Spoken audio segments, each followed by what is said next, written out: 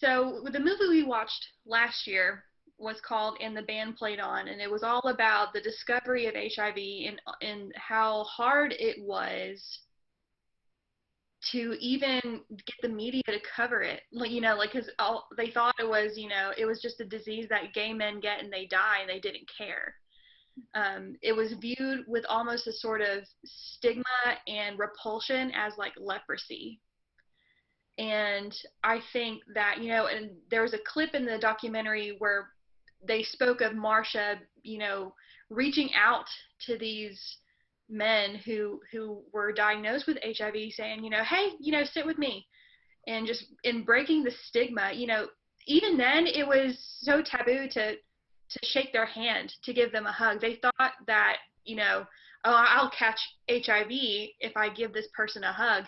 And you know, there's a lot of coverage with Princess Diana who did that, and I mean, it turned the world upside down. As a whole, the LGBTQ community is all like, we take care of our own, come hell or high water.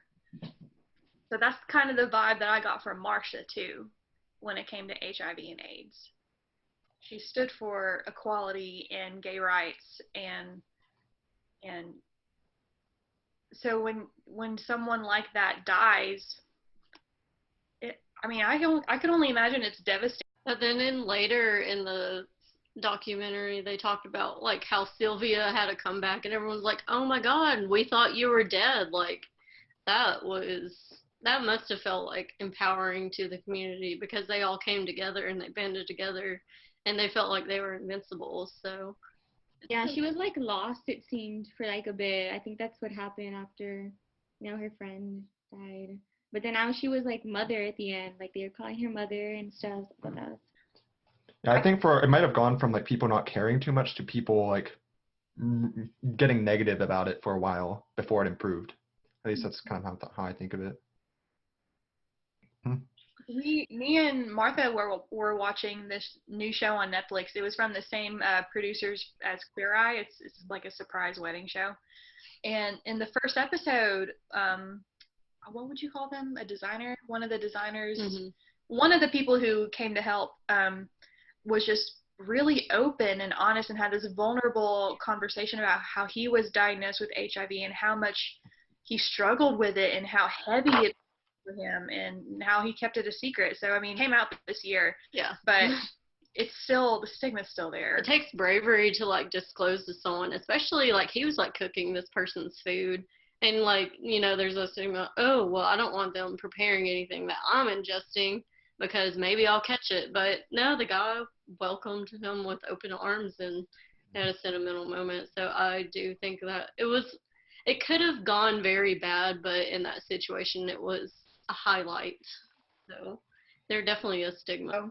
It's our job as student pharmacists to educate the public. Like, there's so many misconceptions. So I think that's our role as student pharmacists, and even in our future careers as pharmacists, just to break that stigma.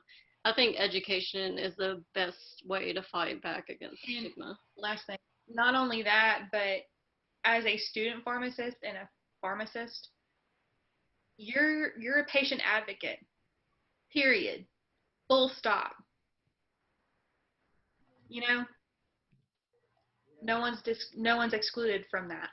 Nobody. I've been attending webinars about how there's racial discrimination with like minorities and getting access to things like COVID tests and all those healthcare needs during this time, and like they are actively discriminated against without even, you know, the doctor, the community like knowing, like, but it's like statistically proving that, you know, Black or Latinx, I think they called it, Latinx populations are overwhelmingly underdiagnosed because of these healthcare disparities. So I would imagine that also extends to the LGBTQ plus community. You know, college-aged kids who might be out and proud, you know, dorms are shutting down, they no longer have a place to live, they don't have an apartment or someone to crash with, they're being forced to possibly, you know, go home and live with their families who aren't